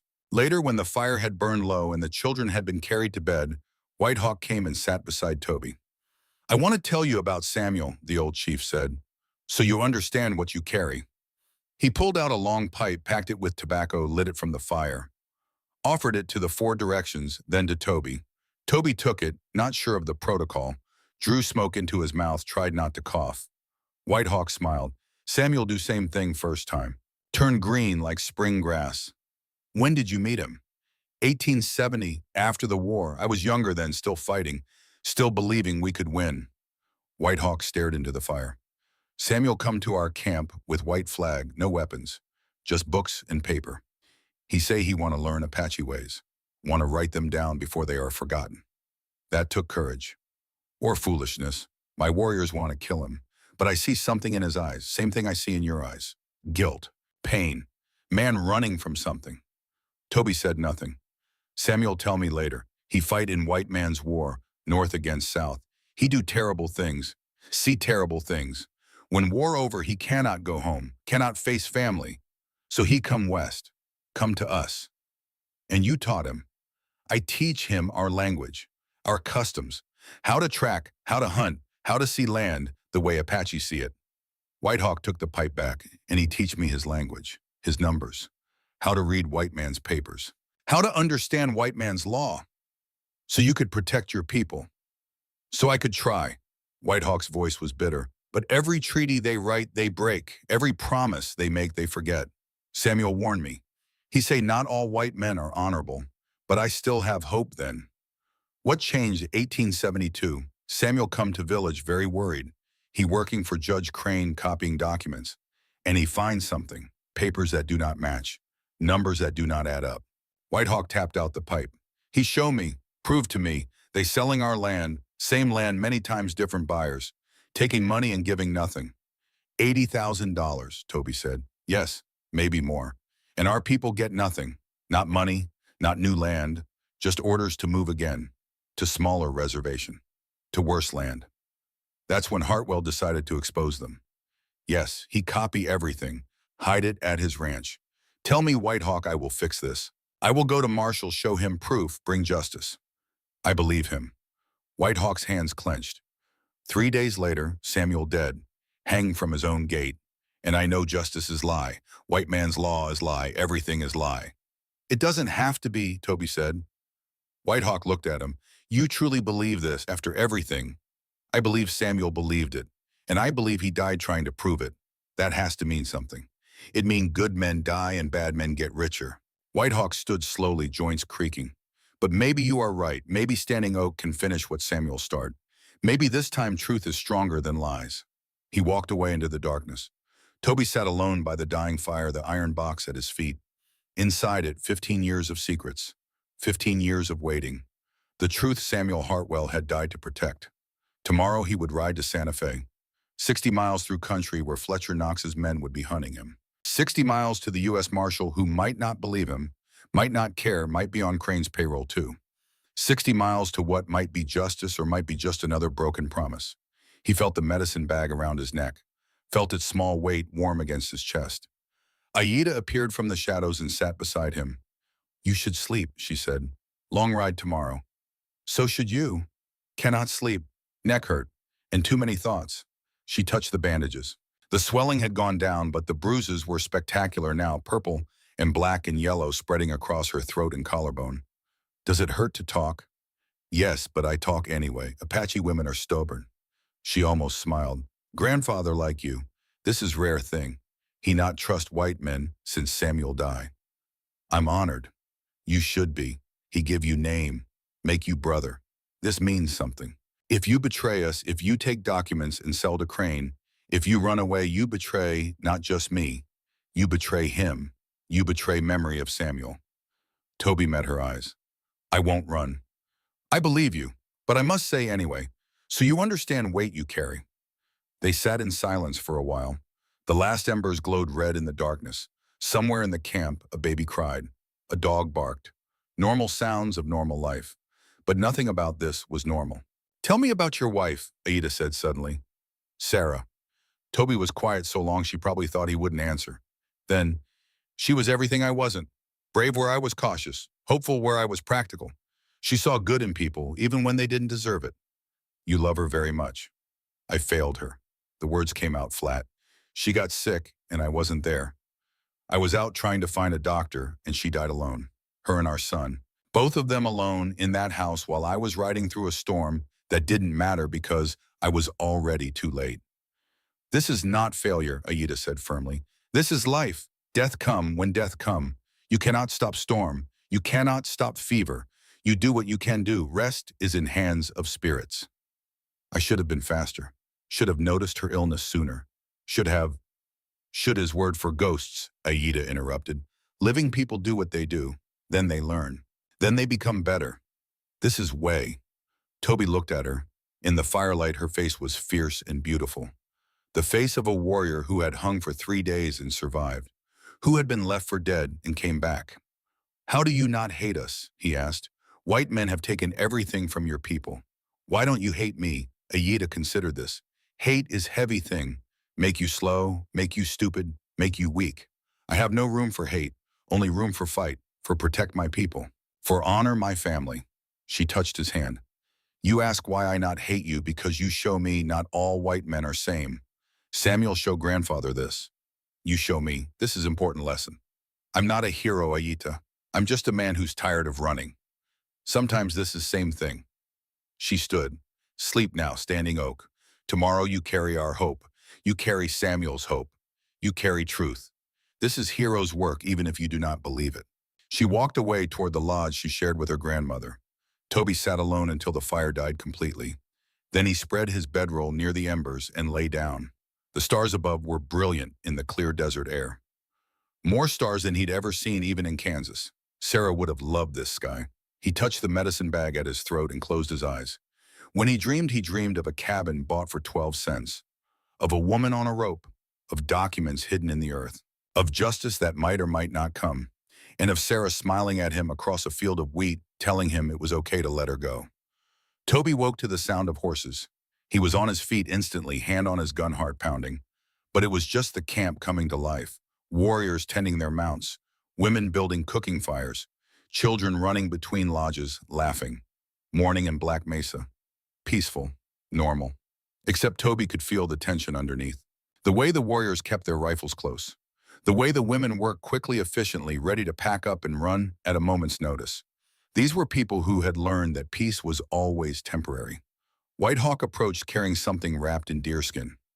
For your journey, he said, unwrapping it. It was a leather vest beautifully crafted, fringed at the shoulders and hem, decorated with intricate beadwork, blue and white, and red in geometric patterns. Samuel wear this, White Hawk said. I make it for him. After he died, I keep it. Wait for right person. He held it out. Now you wear it. Carry his spirit.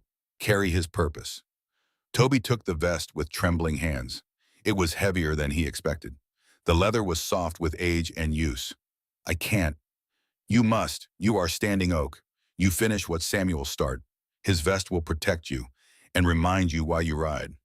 Toby put it on. It fit perfectly as if made for him. Aida emerged from her lodge moving better today. The night's rest had done her good. She changed her bandages, and though the wounds were still terrible, they looked cleaner. You leave now, she asked. Better to start early. It's a long ride. I want to come with you. No. Toby's voice was firm. You're still healing, and your people need you here. What if Knox find you? What if Crane's men waiting on road? Then I'll deal with it. Toby checked his rifle, his pistol. Made sure the iron box was secure in his saddlebag.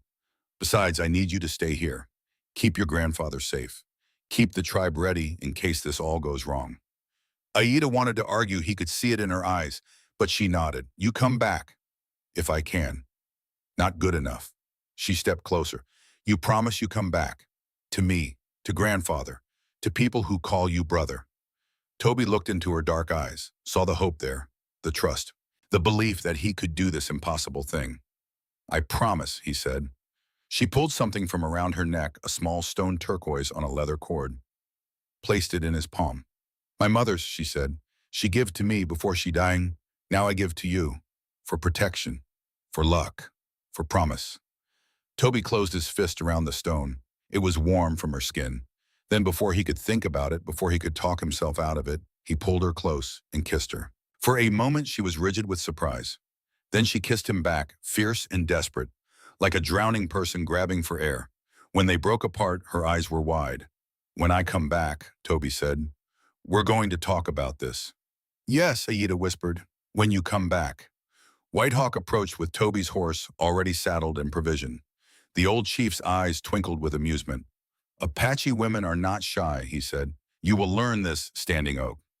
Toby felt his face heat, but he grinned anyway. I look forward to it. He mounted up.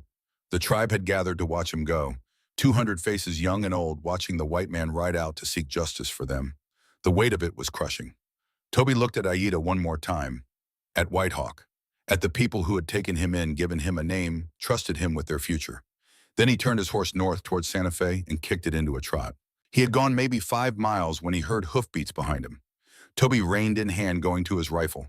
But it wasn't Knox's men. It was Broken Arrow and 4 other young warriors, all armed, all mounted on fast horses.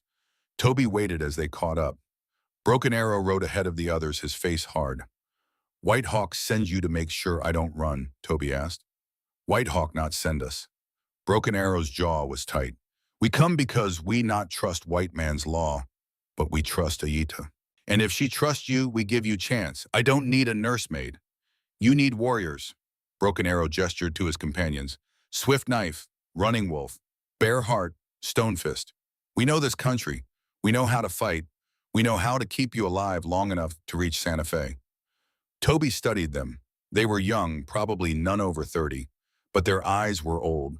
Eyes that had seen too much death, too much loss. What about Whitehawk? The council. We leave message. Tell them we go north to scout.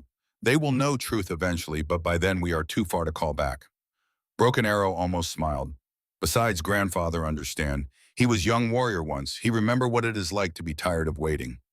If you come with me, you might die. We might die here too. At least this way, we die doing something. Broken Arrow looked at his companions, then back to Toby. You give us purpose, Standing Oak. You give us hope that maybe this time justice is real. So we ride with you. We protect you. And if you betray us, we kill you. He said it matter-of-factly without malice, just stating a truth. Toby nodded. Fair enough. They rode north together. The country grew rougher as they climbed into the high country. Ponderosa pine replaced juniper. The air cooled. Snow still clung to the highest peaks despite the summer heat. Broken Arrow proved to be an excellent tracker and scout. He read the land like Toby read words, seeing things invisible to untrained eyes. Animal tracks, disturbed vegetation, the faint marks of horses that had passed days before. Knox men come through here, he said, pointing to hoof prints in a patch of soft earth. 3 days ago, maybe 6 riders. Heading which way? Towards Santa Fe. They set trap maybe, wait for you on road. Broken Arrow studied the tracks. But we take old Apache trail, go around. Reach Santa Fe from west instead of south. It added a day to their journey, but it beat riding into an ambush. That night they camped in a sheltered canyon. No fire too risky, cold beans and jerky for dinner. Running Wolf, the youngest of the group at maybe 22, asked Toby in halting English, You really think Marshall'll help us? I think he'll have to look at the evidence, Toby said. After that, I don't know. White man's law never helped us before, Stonefist said. He was a massive man built like his name. Why this time different? Because this time we have proof they can't ignore. And because Samuel Hartwell was white. They might not care about crimes against the Apache, but fraud, forgery, stealing from other white men, that they'll care about. Sad truth, Broken Arrow said quietly. We only get justice if white men also hurt. I'm sorry, Toby said. That's wrong. It shouldn't be that way. Many things should not be that way, but they are. Broken Arrow lay back looking at the stars. My grandfather tells stories of time before white men, when our people free, when land is ours, when we hunt where we want live, where we want make our own decisions. His voice grew soft. I never know this time. I born into a world where we always running, always hiding, always losing. You're not losing, Toby said. You're still here, still fighting. For how long? Swift Knife asked. We are 200, used to be 2,000. Next year, maybe 100. Year after that, maybe 50. Eventually, maybe none. Maybe we just disappear. The silence that followed was heavy with truth. Not if we win this, Toby said. Not if we get your land back, your rights back, your future back. Big promise from white man with box of papers, Bearheart said. But there was no meanness in it, just weariness. It's all I've got, Toby admitted, papers and hope. And the belief that somewhere in the white man's system there's still one good man who will do the right thing. You are that good man, Running Wolf said simply. Toby shook his head. I'm not good, I'm just tired of being a coward. They rode on for 2 more days, keeping to the high trails, avoiding the main roads. Twice they spotted riders in the distance, Knox's men probably searching for them. But Broken Arrow's knowledge of the land kept them hidden. On the morning of the 3rd day, they crested a ridge and looked down into the valley below. Santa Fe. Even from miles away, Toby could see it was unlike any town he'd known. Adobe buildings in earth tones, the massive cathedral at the center. Streets laid out in the Spanish style, not the American grid. It looked old, permanent, like it had been there forever and would be there forevermore. Big town, Running Wolf said nervously. Many white people. Stay here, Toby said. If I'm not back by nightfall, ride home. Tell Whitehawk and Aida what happened. No, Broken Arrow shook his head. We come this far, we go all the way. Besides, you might need warriors. The marshal isn't going to talk to me if I show up with armed Apache warriors. Then we wait outside, close enough to help if you need, far enough to not scare white people. Broken Arrow grinned. We are good at being invisible. They rode down into the valley and approached the town from the west just as the sun was reaching its zenith. Santa Fe was busy, merchants hawking goods, wagons rolling through streets, well-dressed women with parasols, men in suits conducting business. Civilization. Or at least the appearance of it. Toby felt eyes on them as they rode through. An old rancher on a tired horse wearing a beaded Apache vest. 5 Apache warriors behind him. It was a sight that made people nervous. The U.S. Marshal's office was near the plaza in a solid adobe building with barred windows. A sign above the door, James T. Cody, U.S. Marshal, New Mexico Territory. Toby dismounted. Wait here, stay calm. Don't draw unless you have to. Broken Arrow nodded. Toby took the iron box from his saddlebag, tucked it under his arm, and walked to the door. His hand was on the latch when it opened from inside. A man stood there, maybe 50 years old, with gray in his dark hair and a handlebar mustache. He wore a badge on his vest and a gun on his hip. His eyes were sharp, measuring. Tobias Flint, he said. It wasn't a question. Toby's blood ran cold. How did you? Got a telegram 2 days ago from Judge William Crane. Says you're a dangerous criminal. That you murdered 3 men, kidnapped an Apache fugitive, and stole valuable documents from his courthouse. Behind Toby, he heard the click of hammers being cocked. Broken Arrow and the others ready to fight. Marshal Cody looked past Toby at the warriors, raised his voice. Tell your friends to lower their weapons. Nobody needs to die today. That depends on you, Toby said quietly. Cody's eyes came back to him. Something flickered there, maybe respect, maybe just curiosity. Why don't you come inside, Mr. Flint? Let's talk about what's in that box, and then we'll decide who dies. Marshal James Cody stepped aside, holding the door open. After you, Mr. Flint. Toby glanced back at Broken Arrow and the others. The warriors sat motionless on their horses, hands near their weapons, eyes locked on the marshal's office. They'll be fine, Cody said, long as nobody does anything stupid. Toby stepped inside. The office was sparse, a desk piled with papers, a gun rack on the wall, a map of New Mexico territory marked with pins, 2 chairs, a pot-bellied stove cold despite the altitude chill. Cody closed the door and gestured to a chair. Sit. Toby sat the iron box on his lap. The marshal walked around the desk and settled into his own chair. He was a big man, broad through the shoulders, with the weathered look of someone who'd spent years in the saddle before ending up behind a desk. His eyes were gray and sharp. Judge Crane's telegram came 2 days ago, Cody said, pulling a paper from a drawer. He read aloud, Tobias Flint wanted for triple murder, kidnapping, and theft of government documents, armed and dangerous, accompanied by Apache fugitive Aida Whitehawk. Apprehend on sight. He set the telegram down. That's you, isn't it? That's what Crane says. What do you say? Toby met his gaze. I say Judge William Crane is a liar and a thief, and I have proof. He lifted the iron box and set it on the desk between them. Cody stared at it for a long moment. Then, you know what's going to happen if you open that box, if what's inside is really what you claim? Justice. War. Cody's voice was flat. Crane's got connections from here to Washington. The territorial governor's in his pocket. Half the legislature. You accuse him of fraud, forgery, land theft. You're not just going after one man. You're going after an entire system. Good, Toby said. The system's rotten. Cody almost smiled. You got stones, I'll give you that. He gestured at the box. Open it. Toby opened the lid. For the next hour, Cody read. He started with Samuel Hartwell's journal, reading every word in silence. Then the land deeds, the sales contracts, the ledgers showing payments, the letters between Crane and Governor Webb. He said nothing, just read, his face growing harder with each page. Finally, he set down the last document and looked up. Jesus Christ, he whispered. $80,000, Toby said. Maybe more.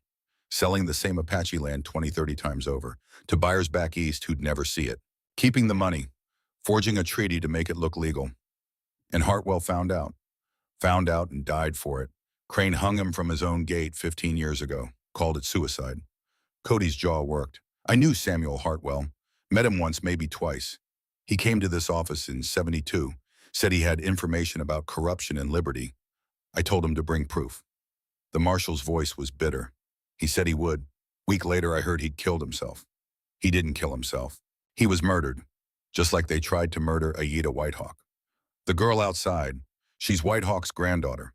Yes, they hung her for 3 days to make her grandfather sign over the land. When I found her, she was still alive. Barely. Cody stood and walked to the window, looked out at the plaza where Broken Arrow and the warriors waited. How many of them are there? He asked quietly. Apache 200, maybe less, at Black Mesa. 200 people. That's all that's left of the Chiricahua. Cody's hands clenched. And Crane's been stealing their land while they starve. Not just stealing, selling it over and over, pocketing every penny. The marshal was quiet for a long time. Then he turned. I'm going to send a telegram to the federal prosecutor in Washington. Get authorization to arrest Crane and Webb. Seize all county records for audit. He paused. But that'll take days, maybe a week. We don't have a week. I know. Cody walked back to the desk. Crane knows you're coming here. Hell, he probably knows you're already here. And he knows what you're carrying. He'll run or fight. Cody sat down heavily. If he's got any sense, he's already mobilizing. County sheriff, hired guns, maybe even territorial militia. How many men can he field? 200, 300, more if the governor backs him. Cody looked at the documents. But if he runs, if he destroys evidence, if he kills witnesses, we lose everything. The fraud, the forgery, all of it. His lawyers will tie it up in courts for years. So what do we do? Cody smiled, and it was a predator's smile. We move fast. I've got 20 deputies. Good men. We ride to Liberty tonight. Arrest Crane before he knows we're coming. Seize the courthouse records. Lock down the town. And Black Mesa Aida's people. That's the problem. Cody's smile faded. If Crane thinks he's cornered, he'll strike first. Hit the Apache camp. Kill everyone who knows the truth. Blame it on an uprising. Toby felt ice in his gut. We have to warn them. You do. Cody stood. I'll take my men to Liberty. You take yours to Black Mesa. Get your people ready. If Crane's already on the move, he stopped. Well, you do what you have to do. Toby stood gathering the documents back into the box. Marshal, why are you helping me? You don't know me. For all you know, Crane's telegram is true. Cody picked up Hartwell's journal, held it for a moment. 15 years ago, a good man came to me for help, and I didn't give it to him. I told him to bring proof, and when he went to get it, they killed him. He set the journal down gently. I've carried that for 15 years, so no, Mr. Flint. I don't know you, but I knew Samuel Hartwell, and I owe him a debt. They shook hands. One more thing, Cody said as Toby reached the door. Those warriors outside, they trust you. Yes. Good, because before this is over, you're going to need them. Toby stepped outside. The sun was past its zenith. The plaza was busy with afternoon commerce. Broken Arrow saw his face and knew immediately. Trouble coming. Yes, we ride now. They mounted up without questions. Toby led them out of Santa Fe at a hard gallop, heading south. As they rode, he told them everything. The marshal's plan, Crane's probable response, the likelihood of an attack on Black Mesa. How long we have? Broken Arrow asked. Maybe 2 days, maybe less. Toby pushed his horse harder. Depends on how fast Crane moves. Then we move faster. They rode through the day and into the night, stopping only to rest the horses. Broken Arrow led them on shortcuts only Apache knew, trails that cut hours off the journey. By dawn of the second day, they were climbing into the high country above Black Mesa, and that's when they saw the smoke. Not cook fire smoke, too much of it, too black. No, Broken Arrow whispered. They crested the final ridge. Below Black Mesa was under attack. 200 cavalry surrounded the camp. Blue uniforms, Army regulars, and mixed among them hired guns and civilian clothes. The Apache were fighting back. Toby could see muzzle flashes from behind overturned wagons from windows of lodges. But they were outnumbered 4-1, as he watched a lodge burst into flames. Grandfather Running Wolf said, his voice breaking, "My mother, my sisters." "We go," Broken Arrow said simply. "We're 6 men against 200, Stonefist said. "Then we die well." Broken Arrow looked at Toby. "You carry proof. You ride to Marshall. We buy you time." "No," Toby's voice was iron. "We fight together. All of us." He pulled the iron box from his saddlebag and hid it in a crevice between rocks. Marked the spot in his mind. "If I die," he said, "someone lives to tell the marshal where this is." Then he checked his rifle, his pistol, and rode down the slope toward the battle. They hit the cavalry's rear flank like a thunderbolt, 6 riders firing as they came. Toby's Winchester barked, and a cavalryman fell. Broken Arrow's rifle spoke, and another went down. The cavalry turned confused. Who was attacking from behind? In that moment of confusion, the Apache in the camp surged forward. Whitehawk's voice rang out in their language. A war cry. An order. Warriors who'd been pinned down rose up, fired, charged. The battle became chaos. Toby found himself in the middle of it, firing, reloading, firing again. A cavalryman rushed him with a saber. Toby shot him point blank. His horse went down, hit by a stray bullet. Toby rolled, came up shooting. Through the smoke and confusion, he saw Whitehawk fighting with a rifle as long as he was tall. Saw Aida, bandages still on her neck, wielding a captured cavalry sword, cutting down 2 men. Saw Broken Arrow take a bullet to the shoulder but keep fighting. The cavalry was breaking. Not routed but pulling back. Reforming. And then from the north, a new sound. Bugles. Marshal Cody's deputies, 20 strong, riding hard. Behind them, citizens of liberty. 50 men, maybe more, armed with hunting rifles and shotguns. And in the lead, old Pete, 80 years old, waving a cavalry saber from the war. The cavalry commander saw he was surrounded, outnumbered now. He called retreat. The soldiers fled north, leaving their dead. Silence fell over Black Mesa. Toby stood in the center of the carnage, breathing hard, blood on his hands, smoke in his lungs. Aida found him. She was limping, a new wound in her leg, but alive. "You came back," she said. "Told you I would." They held each other while the dead were counted. 18 Apache warriors, 6 cavalry, 3 citizens of liberty. But they had survived. Marshal Cody dismounted, his face grim. "Crane," Toby asked. "Arrested. We hit Liberty last night. He tried to run. Didn't make it 10 miles. Cody looked around at the destroyed camp. "Webb. Dead. Crane shot him 2 days ago, trying to cover his tracks." "Then it's over." "Not yet," Toby said. "We need to make sure it stays over." 3 days later, the town of Liberty gathered again in front of the courthouse. But this time it was different. Marshal Cody stood on the steps, flanked by his deputies. Judge William Crane stood in shackles beside him. 15 other men, Sheriff Morrison County clerks, prominent ranchers, all in chains. The crowd was silent, waiting. Cody raised his voice. "By order of the United States Attorney General Judge William Crane, it is charged with conspiracy to commit fraud, forgery of government documents, and theft in excess of $80,000. A murmur ran through the crowd. He sold Apache land that wasn't his to sell, forged treaties, pocketed money from dozens of buyers, and when Samuel Hartwell discovered the truth, Crane had him murdered. The murmur became a roar. Cody held up his hand. "The land deeds are void. All sales are reversed. The federal government will compensate legitimate buyers. And the land," he paused, "the land returns to the Chiricahua Apache as guaranteed by the Treaty of 1869. Whitehawk stood at the edge of the crowd, Aida beside him. The old chief's face showed nothing, but his eyes gleamed. "Crane will stand trial in federal court," Cody continued, "along with his co-conspirators. The penalty for their crimes is 20 years in territorial prison." Crane finally spoke, his voice cracking. "I am a judge. You can't You were a judge, Cody cut him off. Now you're just a thief. The crowd erupted in cheers. That night as the sun set over the desert, they buried the dead.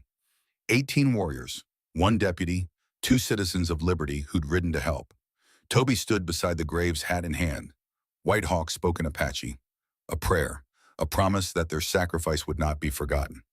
Then in English, we fight for land, for justice, for honor. These warriors die so their children can live free.